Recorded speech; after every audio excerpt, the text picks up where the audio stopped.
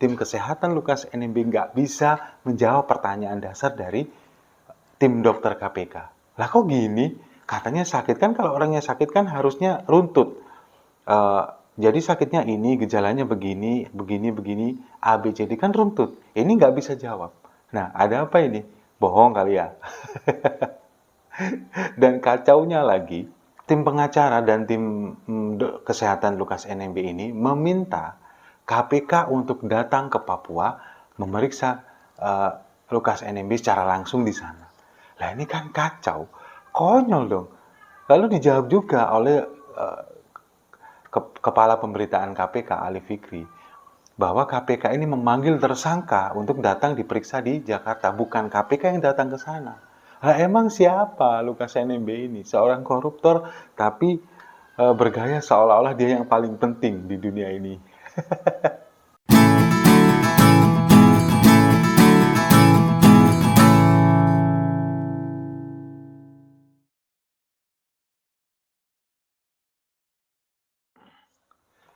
Salam damai untuk Indonesia. Berjumpa lagi bersama saya, Papa Dimas. Info kali ini lagi-lagi datangnya dari Gubernur Papua, Lukas NMB, yang mangkir di pemanggilan kedua oleh KPK. Alasannya pun macam-macam sakitnya, jadi komplikasi gitu. Dan seperti kita ketahui ya sama-sama, pada hari Senin yang lalu, tanggal 26 September 2022, ini kan KPK menjadwalkan memanggil Lukas NMB untuk diperiksa. Pemanggilan yang kedua datang ke gedung KPK di Jakarta. Tapi lagi-lagi Lukas NMB ini mangkir, dan yang datang ini cuma tim pengacaranya aja. Mereka mengatakan Lukas NMB ini sakit, dan sakitnya pun macam-macam, komplikasi. Mulai dari serangan jantung, diabetes, kemudian ada ginjalnya juga, tensi, dan stroke. Hipertensi, dari maksudnya hipertensi, stroke, dan sekarang kakinya bengkak, nggak bisa jalan katanya. Ini alasan basi. Setiap kali koruptor ini dipanggil oleh KPK akan diperiksa, atau bukan hanya koruptor ya, sama seperti Roy Suryo juga. Ini dipanggil pihak kepolisian, penyidik untuk diperiksa. Alasannya selalu sakit. Tapi yang lucu ini, tim kesehatan atau dokter dari KPK ini kan memberikan pertanyaan, menanyakan kondisi kesehatan Lukas NMB melalui tim pengacara dan tim kesehatannya. Apa yang terjadi? Tim kesehatan Lukas NMB nggak bisa menjawab pertanyaan dasar dari tim dokter KPK. Lah kok gini? Katanya sakit, kan kalau orangnya sakit kan harusnya runtut. Jadi sakitnya ini, gejalanya begini, A, B, C, D, kan runtut. Ini nggak bisa jawab. Nah, ada apa ini? Bohong kali ya. Dan kacaunya lagi, tim pengacara dan tim kesehatan Lukas NMB ini meminta KPK untuk datang ke Papua memeriksa Lukas NMB secara langsung di sana. Lah ini kan kacau, konyol dong. Lalu dijawab juga oleh Kepala Pemberitaan KPK Ali Fikri bahwa KPK ini memanggil tersangka untuk datang diperiksa di Jakarta, bukan KPK yang datang ke sana. Lah emang siapa Lukas NMB ini? Seorang koruptor tapi bergaya seolah-olah dia yang paling penting di dunia ini. Lalu Presiden Jokowi ini memberikan statement yang cukup tegas kepada nggak khusus kepada Lukas NMB, tapi kepada semua pihak. Tegas, kalau dipanggil KPK, hormati semua penegakan hukum. Kalau dipanggil KPK, hormati, datang kepada semua, meskipun nggak secara langsung mengatakan kepada Lukas NMB. Tapi kalau menurut saya, Presiden Jokowi ini memberikan respon atau memberikan jawaban dari tim pengacaranya Lukas NMB yang bernama Stefanus Roy Rening, yang pada hari Jumat pekan lalu ini ketika diwawancara oleh beberapa wartawan mengatakan meminta kepada Presiden Jokowi untuk memberikan izin kepada Lukas NMB untuk berobat ke luar negeri, ke Singapura, karena kondisinya sakit dan mengancam nyawa. Lalu dijawab, direspon oleh Presiden Jokowi, hormati hormati KPK, penuhi panggilan KPK. Kapokmu kapan? Nah, yang saya heran di sini, ketika Lukas NMB mangkir, kemudian Jokowi memberikan respon secara tegas untuk menghormati KPK.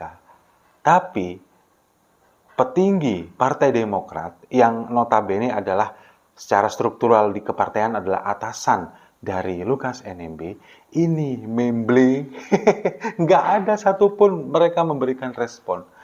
Yang pertama, AHY selaku ketua partai, sama sekali nggak ada suaranya. Seharusnya sebagai seorang ketua partai, Lukas NMB ini adalah petugas partai.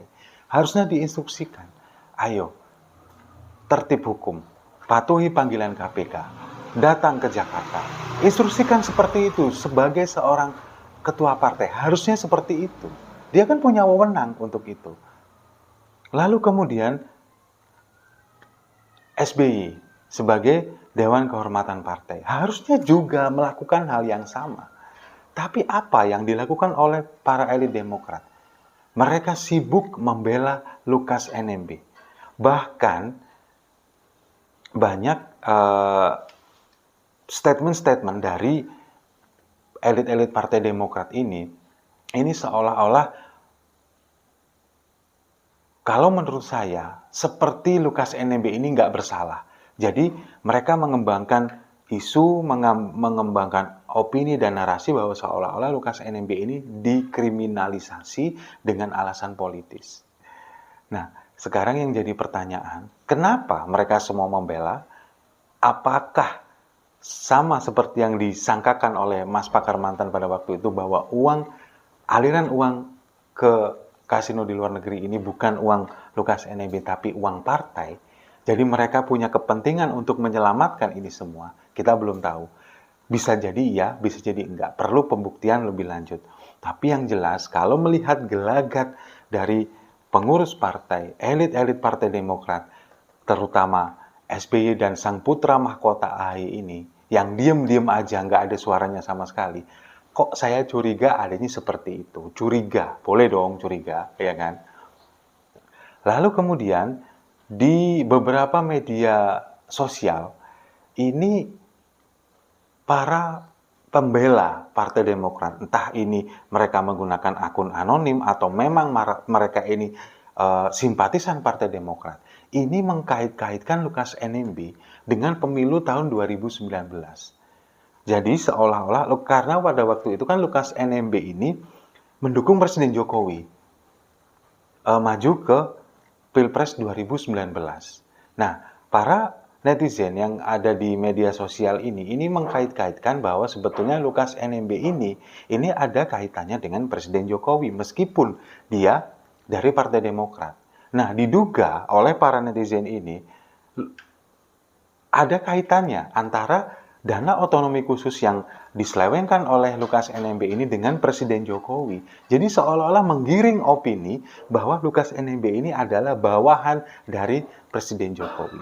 Bahkan statementnya ini banyak statement mengatakan, kenapa kok SBY tidak angkat bicara atau bahkan tidak turun gunung untuk mengatasi kasus ini, tidak membela Lukas NMB, mereka melakukan penyangkalan.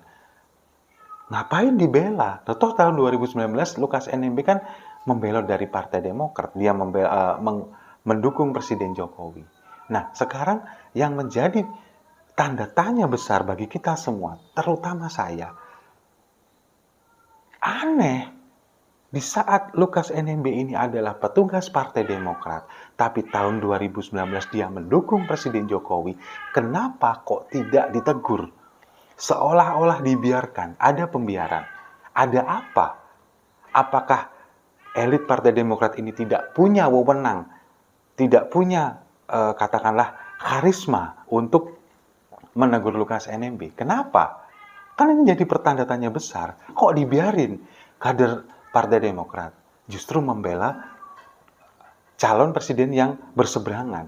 Ada apa ini? Bahkan sampai sekarang Lukas NMB dibiarkan dia begitu saja menjabat di Papua, kemudian juga melakukan banyak kejanggalan, terutama masalah keuangan. Partai Demokrat justru membela. Kalau menurut saya, kecurigaan saya, ini bisa jadi benar, bisa jadi enggak. Semua ini ada kaitannya justru dengan elit Partai Demokrat. Terutama masalah aliran dana ini. Ini masih perlu ditindaklanjuti. Makanya untuk Lukas NMB datang ke KPK biar semuanya jelas. Anda bisa menjelaskan dari mana asal dana 560 miliar itu, kemudian juga dari rekening pribadinya. Dan ini kan memang sudah diumumkan oleh PPATK bahwa banyak sekali aliran dana yang mencurigakan. Dan kalau menurut saya, mungkin ini saran saya untuk KPK. Kalau misalkan ingin Lukas NMB datang ke Jakarta untuk diperiksa, mungkin bisa dengan cara yang anti mainstream. Misalkan di KPK disediakan tuh meja poker. Lalu main kartu bareng-bareng main poker sama Lukas NMB sambil interogasi. Kayaknya dengan seperti ini sembuh penyakitnya sudah, kakinya sudah kempes, kemudian juga tensinya pasti turun, diabetesnya turun, detak jantungnya juga normal. Coba deh percaya sama saya. Kan dibilang karena memang dia stres. Stres karena sudah nggak bisa main judi lagi, habis ini mau diperiksa. Tapi kalau pemeriksaannya disetting dengan model meja poker, mungkin stresnya hilang dan dia mau kooperatif. Setuju ya? Kalau setuju, mari kita minum kopinya sama-sama. Panas. Saya rasa itu. Terima kasih sudah menyimak. Jangan lupa like, komen, dan subscribe. Salam damai untuk Indonesia.